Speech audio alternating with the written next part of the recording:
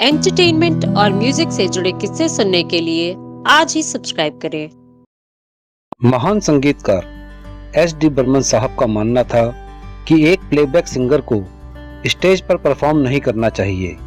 ऐसा करने से गला खराब हो सकता है और लंबे समय तक प्लेबैक सिंगिंग नहीं की जा सकती।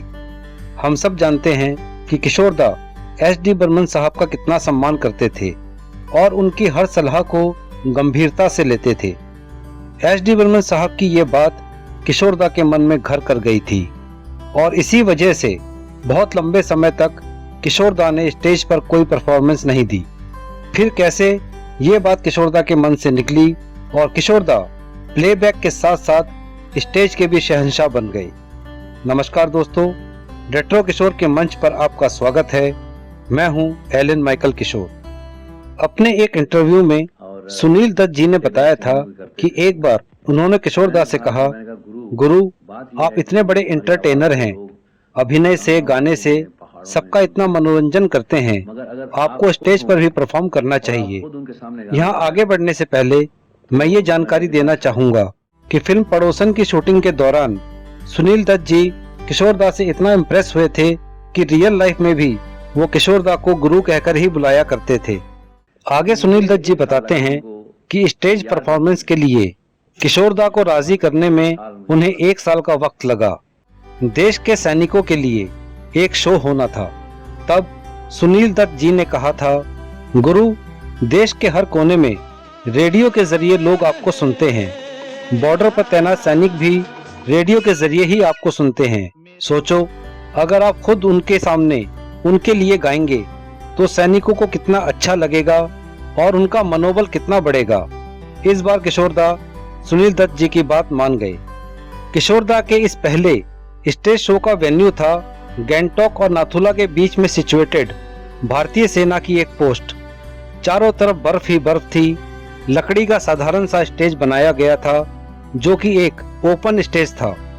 परफॉर्मेंस से पहले किशोर दा ने सुनील दत्त जी से कहा, यहाँ तो बहुत ठंड है, मेरी तो आवाज भी नहीं निकल रही, गाना तो बहुत दूर की बात है।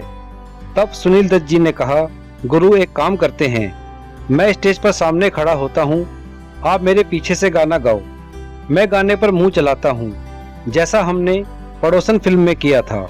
गाना भी वही रखते हैं, मेरे सामने वाली खिड़की में एक चांद का टुकड़ा रहता है। जैसा तय हुआ था वैसे ही स्टेज पर परफॉर्मेंस शुरू हुई। किशोर दा ने गाना शुरू किया। उनके आगे सुनील दत्त जी लिपसिंग कर रहे थे। थोड़ी देर में सुनील दत्त जी ने पीछे पलटकर देखा तो पाया कि किशोर दा की आंखें बंद है और उनका सारा ध्यान गाने पर है।